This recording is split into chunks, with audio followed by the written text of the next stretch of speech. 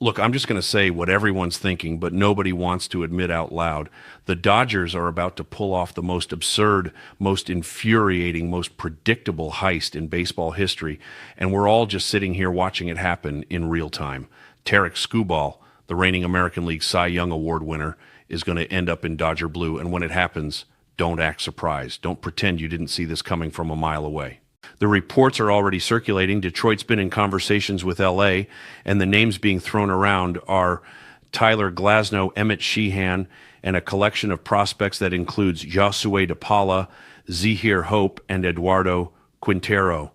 Now, before you start telling me this is just speculation, before you hit me with the "it's only rumors" nonsense, let me remind you that smoke this thick usually means there's a 5-alarm fire burning somewhere, and that fire is going to consume whatever competitive balance is left in Major League Baseball. Here's what makes this so controversial, so absolutely maddening for 29 other fan bases.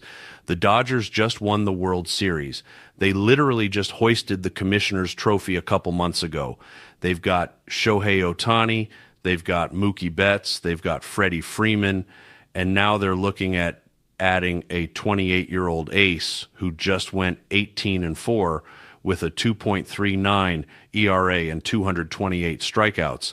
This isn't roster building. This is roster hoarding. This is baseball's version of playing Monopoly after you already own Boardwalk, Park Place, and all 4 railroads, and you're still buying up Baltic Avenue just because you can. The Tigers are in a brutal position here, and everyone knows it. Scubal's under team control through 2026, which means Detroit has leverage, but not the kind of leverage you want. They're sitting on an asset that's about to get significantly more expensive through arbitration, and they know that in today's game, unless you're absolutely certain you're contending within the next 2 years, you trade the ace. You have to. It's the smart move, the analytical move, the move that makes sense on a spreadsheet in some front office where nobody has to look the fans in the eye and explain why they're dismantling another competitive team. But here's where it gets really interesting and really ugly. The Dodgers have something most teams don't have anymore. They've got an embarrassment of riches in their farm system and in their pitching depth. Tyler Glasnow is an elite talent when healthy, but he's also injury-prone and expensive. For most teams, Glasnow is untouchable. For the Dodgers, he's a tradable asset because they can absorb the loss. They've got depth, they've got money, they've got options. Emmett Sheehan is a promising young arm who would be a guaranteed rotation piece for half the teams in baseball.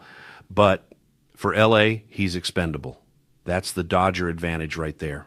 What other teams consider core pieces, the Dodgers consider trade chips. And let's talk about those prospects for a second, because this is where the narrative gets really twisted. DePaula, Hope, and Quintero are legitimate top prospects. They're the kind of young talent that should theoretically make a package too expensive even for the Dodgers to stomach. But here's the thing about prospects. Their potential, their maybes, their what-ifs. Tarek Skubal is not a what-if. He's a Cy Young winner. He's proven. He's elite right now. So while Tigers fans are going to be told to get excited about the haul of young talent coming back, Dodgers fans are going to be watching a legitimate ace slot into a rotation that could legitimately feature Ohtani back on the mound next year alongside Skubal, Glasnow if he's not traded, and whatever other arms they assemble. It's not fair, it's not balanced, but it's perfectly legal. The economics of this potential deal expose everything that's broken about baseball's current structure.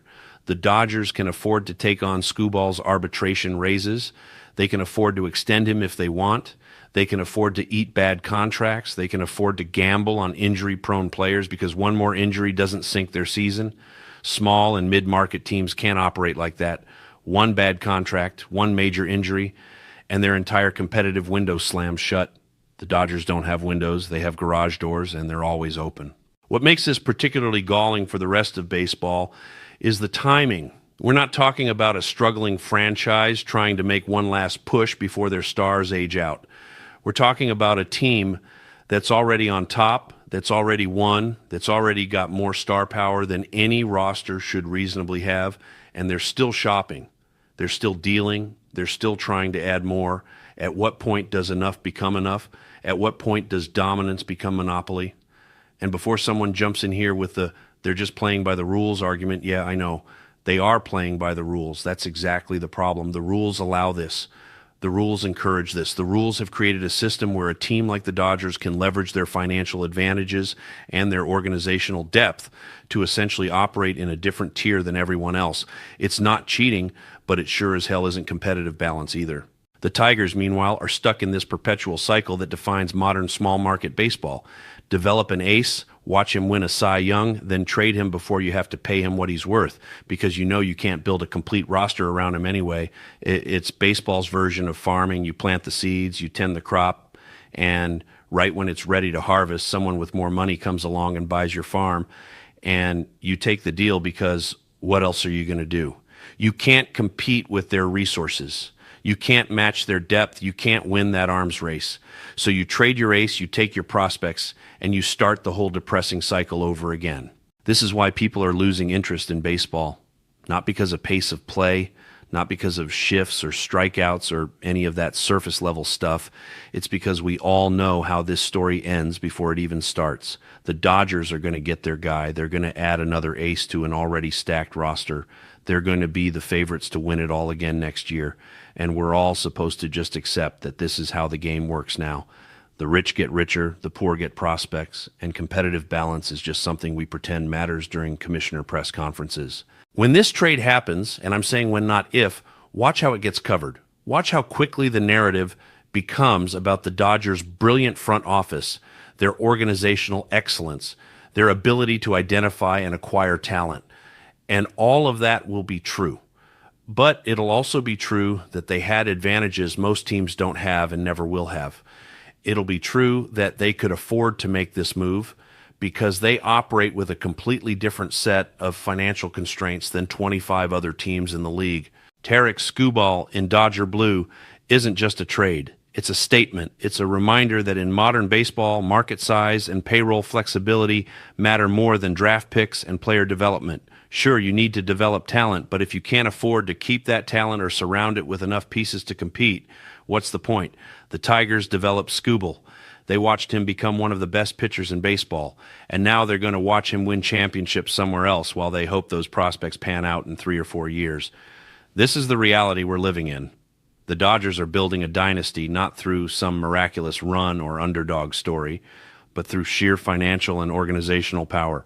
And Tarik Skubal is about to become the latest piece in that machine. Get ready for it because it's coming, and there's nothing anyone can do to stop it.